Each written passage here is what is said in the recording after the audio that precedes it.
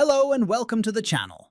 Today, I'll guide you through how to enable security alerts on Instagram using your Android phone. These alerts help keep your account safe by notifying you whenever there is a device or key change. Let's get started and secure your Instagram account step by step. First, open the Instagram app on your Android phone. Now click the three horizontal lines at the top right corner. Scroll down and select Messages and Story Replies. After that, find and tap on Security Alerts. Finally, turn on the options for your devices or keys change and contacts devices or keys change. This will ensure you receive notifications whenever suspicious activity is detected.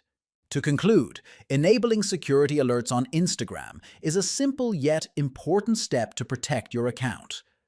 Make sure these alerts are always active to stay informed about any unusual activity. Thanks for watching, and don't forget to subscribe for more useful tutorials.